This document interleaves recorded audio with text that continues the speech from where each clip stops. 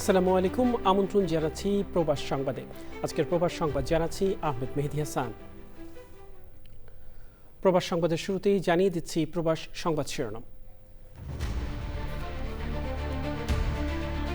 মিয়ানমারে Arakan army ও রোহিঙ্গা সশস্ত্র গোষ্ঠীর মধ্যে সংঘাতে ছোড়া গুলিতে বাংলাদেশের শিশু গুলিবিদ্ধ, ৪৯ সশস্ত্র রোহিঙ্গা আটক। ইরানের সরকার বিরোধী বিক্ষোভে প্রাণহানি বাড়ছে, ট্রাম্পের আক্রমণের হুঁশিয়ারির জবাবে নিজ দেশে মনোযোগ দিতে খামেনির পরামর্শ।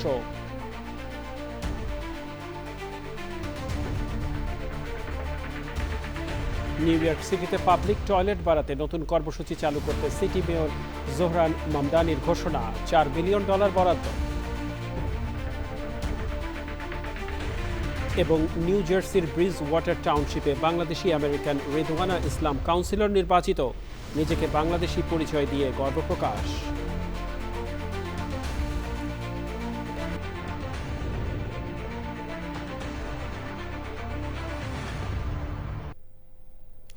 সংবাদ শিরোনামগুলো জানাচ্ছিলাম। প্রিয় দর্শক, এখনকার সংবাদ আয়োজন একই সঙ্গে চ্যানেল আইয়ের ইউটিউব চ্যানেলে এবং চ্যানেল আইয়ের ওটিটি প্ল্যাটফর্ম আইস্ক্রিনে লাইভ স্ট্রিমিং হচ্ছে।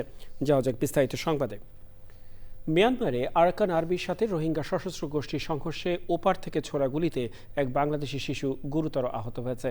এই ঘটনায় কক্সবাজার টেকনাফ সড়ক অবরোধ করে বিক্ষোভ করেন সীমান্ত এলাকার বাসিন্দারা। মিয়ানমারে সংঘাতের জেরে বাংলাদেশে পালিয়ে আসা রোহিঙ্গা সশস্ত্র গোষ্ঠীর ৪৯ সদস্যকে আটক করেছে বিজিবি। কক্সবাজার থেকে সরোয়ার আজম মানিকের পাঠানো তথ্য ও ভিডিও চিত্রে সাদিয়া ওমরের রিপোর্ট। শনিবার রাত ১১টা থেকে রোববার সকাল ৯টা পর্যন্ত টেকনাফ সীমান্তের ওপারের মিয়ানমারের তোতার দ্বীপ এলাকায় আরাকান আর্মি ও রোহিঙ্গা সশস্ত্র গোষ্ঠীগুলোর মধ্যে তীব্র সংঘাত চলে। রাতভর গোলাগুলি ও বিস্ফোরণের শব্দে কেঁপে ওঠে এপারের সীমান্ত এলাকা। সীমান্তের ওপার থেকে ছোড়া গুলিতে গুরুতর আহত হয় ওয়াইকংয়ের তেচ্ছি ব্রিজ এলাকার শিশু আফনান। এ খবর ছড়িয়ে পড়লে কক্সবাজার টেকনাফ মহাসড়কে বিক্ষোভ করে এলাকাবাসী। পরে বিজিবি ও সেনা সদস্যরা গিয়ে তাদের সড়ক থেকে সরিয়ে দেন। তো গুলাগুলি ওরা করছে নাফ নদীতে, মনে করেন। আমরা এখন এলাকাবাসী আতঙ্কের মধ্যে আছি অনেক। তো এইটা বাংলাদেশ সরকারের কাছে আবেদন জানাই, এইটা এখনো সরকারের সিদ্ধান্ত করে বললা আমরা আবেদন জানাই। আমরা চাই এটা সমাধান। আমরা চাই আরসু নবিসুম গ্রুপ এগুলা নদীর থেকে উঠে যাক। উঠে গেলে আমাদের সাধারণ জনগণ যারা আছে এরা সুন্দরভাবে কাজ করতে পারবে। ইউনিয়ন পরিষদের মাধ্যমে সীমান্ত এলাকার বাসিন্দাদের নিরাপদ দূরত্ব বজায় রেখে সতর্ক থাকার নির্দেশ দেওয়া হয়েছে। পাশাপাশি জনসচেতনতা বাড়াতে কাজ করে যাচ্ছে উপজেলা প্রশাসন।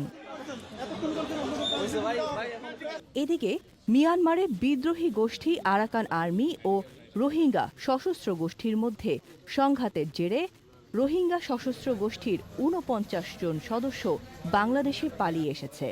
তাদেরকে ওয়াইকং বিজিবি ক্যাম্পের হেফাজতে নেওয়া হয়েছে। Sadia Omar, channel I. ইরানে ২ সপ্তাহ ধরে চলা সরকার বিরোধী বিক্ষোভে প্রাণহানির সংখ্যা বাড়ছে। দ্রব্যমূল্যের ঊর্ধ্বগতি এবং মুদ্রার দর পতনের প্রতিবাদে শুরু হওয়া বিক্ষোভ ইরানের ৩১টি প্রদেশের অন্তত ১০০টি শহরে ছড়িয়ে পড়েছে। বিক্ষোভ এখন রূপ নিয়েছে সরকার পতনের আন্দোলনে। মার্কিন প্রেসিডেন্ট ডোনাল্ড ট্রাম্প বলেছেন, ইরানে নিরস্ত্র বিক্ষোভকারীদের উপর বল প্রয়োগ করা হলে মার্কিন বাহিনী ইরান আক্রমণ করবে। তবে ইরানের সর্বোচ্চ ধর্মীয় নেতা আয়াতুল্লাহ আলী খামেনি ট্রাম্পকে নিজের দেশের দিকে মনোনিবেশ করার পরামর্শ দিয়েছেন। সুদীপ্তা মাহমুদের রিপোর্ট। মুদ্রার দরপতন ও লাগাম ছাড়া মূল্যস্ফীতির প্রতিবাদে ইরানে ২৮শে ডিসেম্বর থেকে শুরু হয় বিক্ষোভ। অর্থনৈতিক অসন্তোষ থেকে শুরু হওয়া বিক্ষোভ রূপ নিয়েছে সরকার বিরোধী আন্দোলনে। অনেকের কণ্ঠে ইসলামী প্রজাতন্ত্রের অবসানের দাবি শোনা যাচ্ছে। ৮ই জানুয়ারি দেশজুড়ে বিক্ষোভ ছড়িয়ে পড়ার পরই কড়াকড়ি আরোপ করে সরকার। তেহরান হাসপাতালের এক চিকিৎসক জানিয়েছেন, বিক্ষোভকারীদের মাথা লক্ষ্য করে সরাসরি গুলি ছোড়া হয়েছে। এছাড়া গুরুতর আহত অনেকের বুকে সরাসরি গুলি লেগেছে। আহতের সংখ্যা বেশি হওয়ায় চিকিৎসা দিতে হিমশিম খাচ্ছে হাসপাতালগুলো। বিক্ষোভকারীদের দমনে কঠোর অবস্থান নিয়েছে নিরাপত্তা বাহিনী। ইরানের সরকারি গণমাধ্যম জানিয়েছে, রাজধানী তেহরানের পশ্চিমে কারাজ শহরে একটি পৌর ভবনে আগুন দিয়েছে বিক্ষোভকারীরা। প্রতিবেদনে বলা হয়, সিরাজ কোম হামেদান শহরে বিক্ষোভকারীদের হাতে নিরাপত্তা বাহিনীর বেশ কয়েকজন সদস্য নিহত হয়েছেন। ইরানের Islamic Revolutionary Guard Corps IRGC সতর্ক করে বলেছে, দেশের নিরাপত্তা রক্ষাই তাদের জন্য শেষ কথা। বিদ্যমান পরিস্থিতি আর কোনোভাবেই চলতে পারে না। ইরানের সেনাবাহিনী বলেছে, সরকারি সম্পদ সুরক্ষায় তারা প্রতিশ্রুতিবদ্ধ। ইরানে সরকার বিরোধী বিক্ষোভকে সরাসরি বিদেশি ষড়যন্ত্র বলে আখ্যা দিয়েছেন সর্বোচ্চ নেতা আয়াতুল্লাহ আলী খামেনি। বিক্ষোভকারীরা ট্রাম্পকে খুশি করতেই রাজপথে নেমেছে বলে মন্তব্য করেন তিনি। সরকার বিরোধী বিক্ষোভ দমাতে দেশজুড়ে ইন্টারনেট সেবা বন্ধ রেখেছে ইরান সরকার। Sudipta Mahmud, channel I. Postal ব্যালটে 21 থেকে 25 জানুয়ারির মধ্যে পছন্দের প্রার্থীকে ভোট দিতে পারবেন প্রবাসীরা। তবে প্রচারণা না থাকায় হ্যাঁ না ভোট নিয়ে সংশয় প্রবাসীরা। সংস্কার কার্যক্রমে এগিয়ে নিতে হ্যাঁ ভোট দিতে প্রবাসীদের প্রতি আহ্বান জানিয়েছেন জামাতের আমির। সৌদি আরব থেকে MY আলাউদ্দিনের রিপোর্ট। সংসদ নির্বাচনে ভোটের উৎসব চলছে দেশ থেকে প্রবাসে। সৌদি আরবে প্রবাসীদের সঠিকভাবে ভোট প্রদানে সহযোগিতা করছেন জেদ্দায় বাংলাদেশি কমিউনিটির নেতারা। আমি মেসেজ পাওয়ার সাথে সাথে সৌদি পোস্ট অফিস থেকে এই ব্যালট পেপারটা নিয়ে আসছি। আনার পরে এখানে কিছু নির্দেশনা আছে, অনেকেই জিনিসটা হয়তো জানে না কিভাবে এটা অ্যাক্টিভ করতে হয়। তারপরে এখানে একটা দেখেন একটা QR কোড দেওয়া আছে, এই QR কোডটা স্ক্যান করে আমরা এখানে এটা অ্যাক্টিভ করে দিয়েছি। নির্বাচন কমিশনের তথ্য অনুযায়ী 21 থেকে 25 জানুয়ারির মধ্যে পছন্দের প্রার্থীকে ভোট দিতে পারবেন প্রবাসীরা। রাষ্ট্র গঠনে ভূমিকা পালন করতে পারবেন জেনে খুশি বিদেশে থাকা বাংলাদেশিরা। প্রথম প্রবাসীরা ভোটের অধিকার ফিরে পাচ্ছি, আর এই প্রথম ভোটে আমরা প্রবাসীরা আনন্দিত এবং উচ্ছ্বাসিত, এবং আমরা ধন্যবাদ জানাচ্ছি বর্তমানে এই ভোট পদ্ধতি প্রবাসীদেরকে সুযোগ করে দেওয়ার জন্য বর্তমান কর্তৃপক্ষকে। এতদিন আমরা জানতাম না, আজকে আমাদের বাইরের সাংবাদিক ভাইরা আসছে, আর সে বললো যে না, ভোটগুলা 21 তারিখ থেকে 25 তারিখের মধ্যে পাঠাইতে হবে। জুলাই সনদ বাস্তবায়নে গণভোটে হা ভোট দিতে প্রবাসীদের আহ্বান জানিয়েছেন জামায়াতে ইসলামের আমির ডাক্তার শফিকুর রহমান।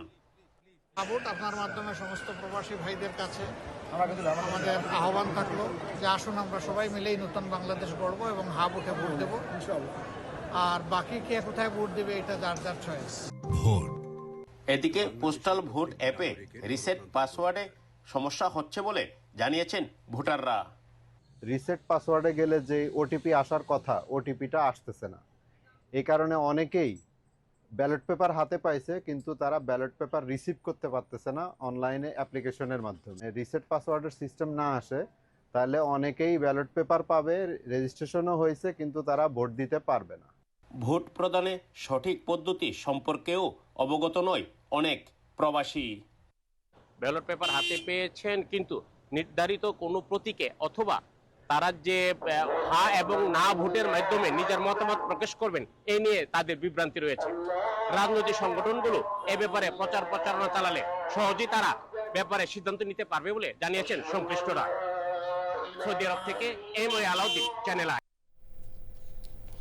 সিরিয়ায় ইসলামিক স্টেট IS এর বিভিন্ন লক্ষ্যবস্তুতে ব্যাপক হামলা চালিয়েছে যুক্তরাষ্ট্রের সেন্ট্রাল কমান্ড CENTCOM।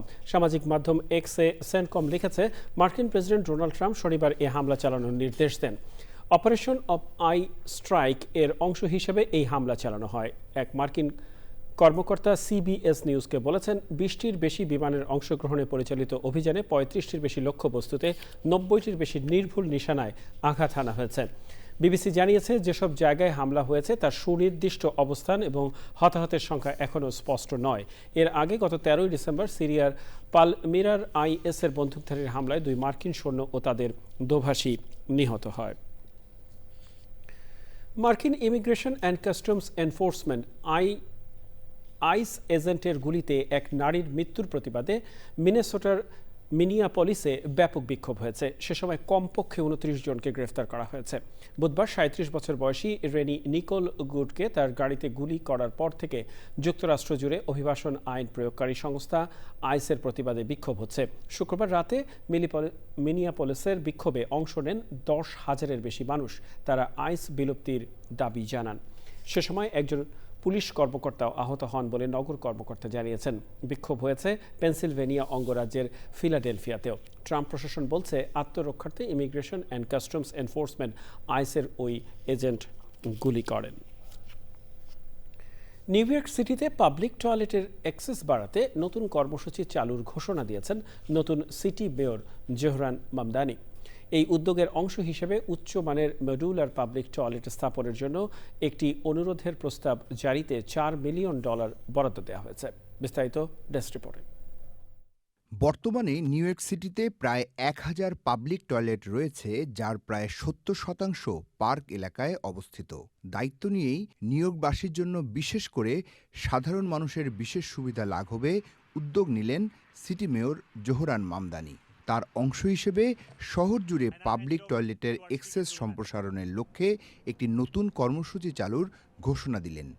নতুন এই কর্মসূচির মাধ্যমে পার্কের বাইরেও বিশেষ করে পাবলিক প্লাজা ও ব্যস্ত নগর এলাকায় পাবলিক টয়লেটের সংখ্যা বাড়ানো হবে।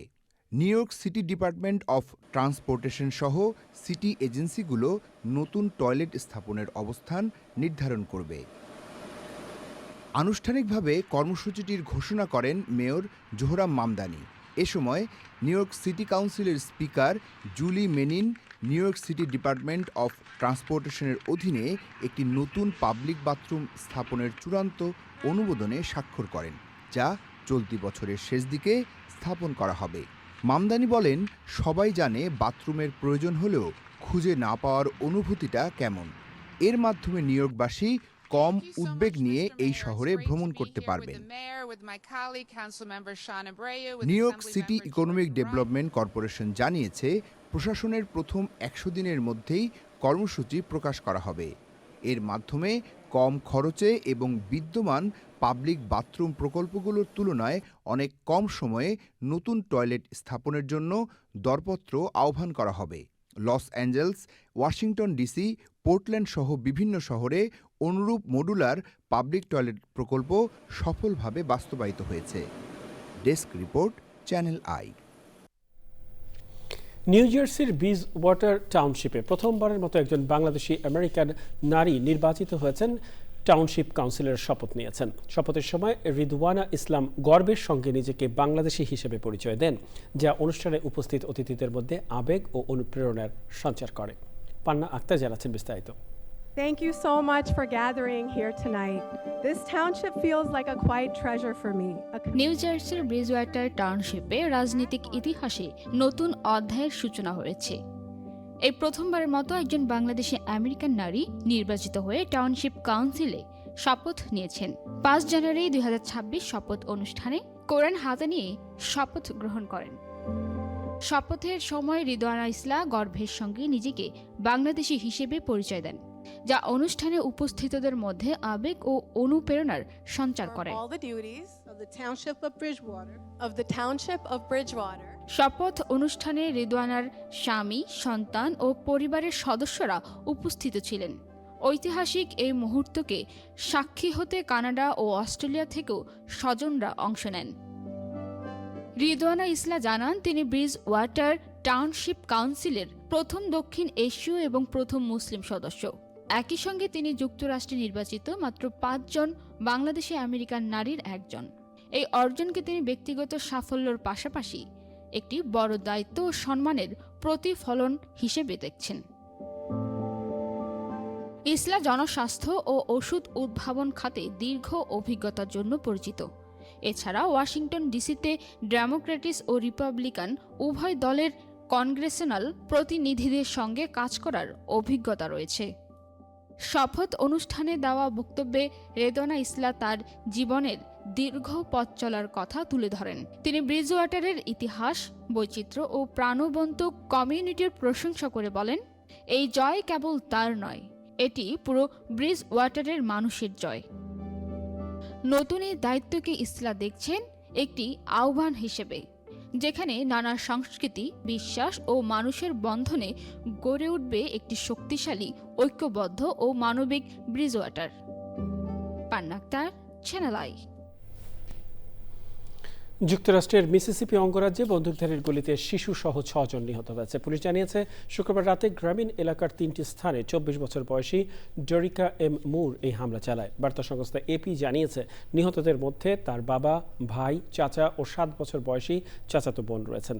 নিহত অন্য দুজনের মধ্যে একজন পাদ্রী ও আরেকজন তার ভাই।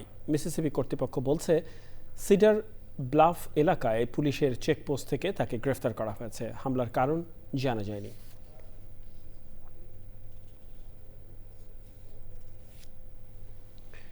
নিউ ইয়র্কের ব্রুকলিনে একটি ডেইলি অ্যান্ড গ্রোসারির ভেতরে গুলিবর্ষণের ঘটনায় 2 ব্যক্তি আহত হয়েছেন বলে জানিয়েছে পুলিশ।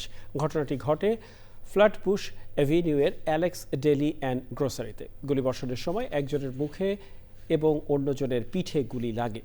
আহত দুজনকে নিকটবর্তী হাসপাতালে ভর্তি করা হয়েছে। পুলিশ জানিয়েছে গুলিবিদ্ধ ব্যক্তিরা কেউই ওই দোকানের কর্মচারী নন। এই ঘটনায় কাউকে গ্রেফতার করা হয়নি। সহিংস এই ঘটনার তীব্র নিন্দা জানিয়েছেন United বোডেগাস association.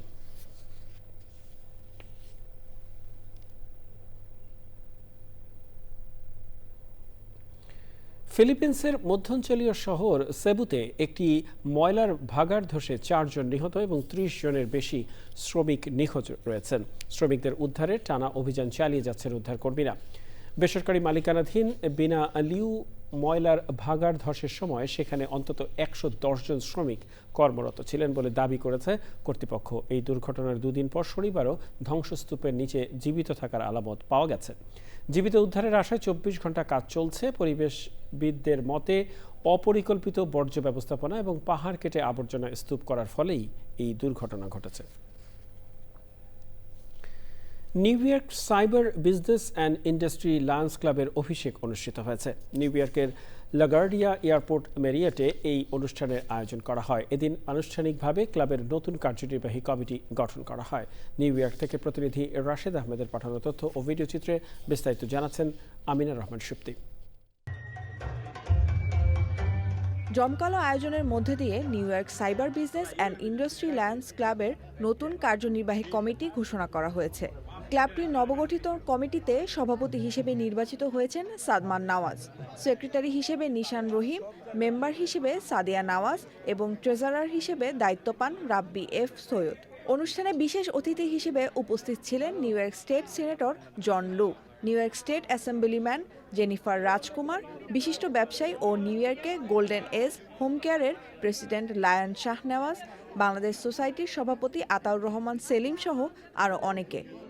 So I'm really happy, proud that 20 Arbu district has got a new club in the name of, we can say, the Business and Industry Lions Club. At a short form, we can say it's the Lions Chamber of Commerce Lions Club. This occasion is a unique chance for us to exchange ideas, foster connection between the business community and beyond, and reform our commitment to serving with compassion and purpose. Our motto is a lion to serve. So business entity, they serve already the community. By business, they do the philanthropy work. So we are gathering all the people to serve the worldwide. It's our first charter night and our award ceremony for our New York Industry Business Alliance Club. I am the club president, and we're going to be holding a ceremony very soon. অতিথিরা তাদের বক্তব্যে Lions ক্লাবের মানবিক কার্যক্রম ও প্রবাসী কমিউনিটিতে সংগঠনটির গুরুত্বপূর্ণ ভূমিকার প্রশংসা করেন এবং নবনির্বাচিত কমিটিকে শুভকামনা জানান। সবশেষ সঙ্গীতানুষ্ঠানের মধ্য দিয়ে আনন্দঘন পরিবেশে অনুষ্ঠানটি শেষ হয়। Amina Rahman Supti, channel I. বাংলাদেশের মহান বিজয় দিবস ও কাতার জাতীয় দিবস উদযাপন উপলক্ষে বাংলাদেশ ক্রিকেট ফ্রেটার্নিটি দোহার বাংলাদেশ দূতাবাস ক্রিকেট টুর্নামেন্টের আয়োজন করে। বাংলাদেশ কমিউনিটি কাতার এবং কাতার ক্রিকেট অ্যাসোসিয়েশনের সহযোগিতায় প্রায় 1 মাসব্যাপী ক্রিকেট টুর্নামেন্টে কুমিল্লা ইউনাইটেড, বৃহত্তর Noakhali Express, Barishal Bullets, Chattogram FC এই 4টি দল অংশ নেয়। ফাইনাল ম্যাচে প্রধান অতিথি ছিলেন কাতারে নিযুক্ত বাংলাদেশের রাষ্ট্রদূত মোহাম্মদ হযরত আলী খান। টুর্নামেন্টে চ্যাম্পিয়ন হওয়ার গৌরব অর্জন করে কুমিল্লা ইউনাইটেড এবং রানার্স আপ বৃহত্তর নোয়াখালী এক্সপ্রেস। খেলা শেষে বিজয়ীদের হাতে ট্রফি তুলে দেওয়া হয়।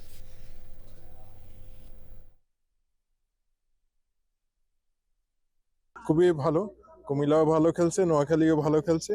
নোয়াখালীরা কিন্তু মানে তিনটাতেই মানে গ্রুপ চ্যাম্পিয়ন, কিন্তু এখানে আজকে রানার চাপ হয়েছে।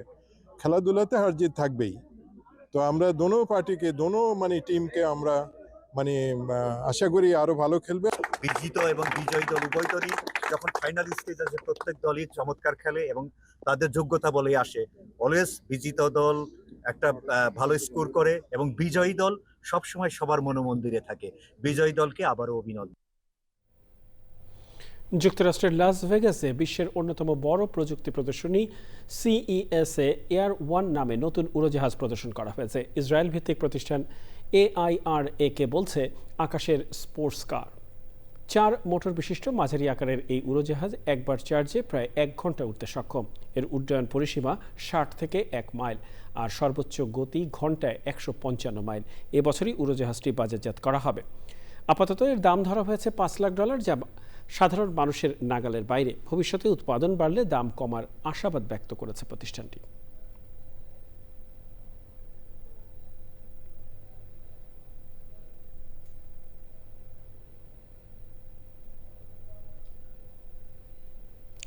প্রিয় দর্শক, প্রবাস সংবাদের শেষ পর্যায়ে আমরা চলুন আরও একবার জেনে নেওয়া যাক যা ছিল এখনকার প্রবাস সংবাদ শিরোনামে।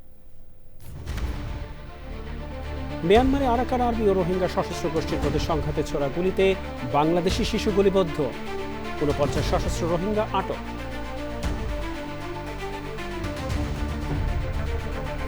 ইরানের সরকার বিরোধী বিক্ষোভে প্রাণহানি বাড়ছে, ট্রাম্পের আক্রমণের হুঁশিয়ারির জবাবে নিজ দেশে মনোযোগ দিতে খামেনির পরামর্শ।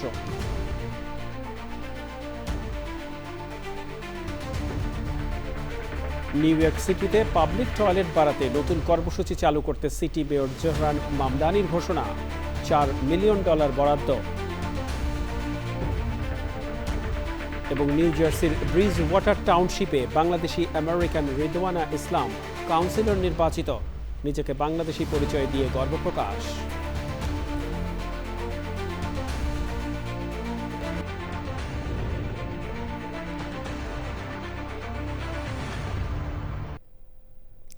প্রিয় দর্শক, চ্যানেলের সর্বশেষ সংবাদ জানতে ভিজিট করুন channelionline.com-এ যুক্ত থাকুন আমাদের সোশ্যাল মিডিয়া প্ল্যাটফর্মগুলোর সাথে। এরই সাথে শেষ করছি আজকের প্রবাস সংবাদ। ধন্যবাদ সবাইকে এতক্ষণ আমাদের সাথে থাকার জন্য।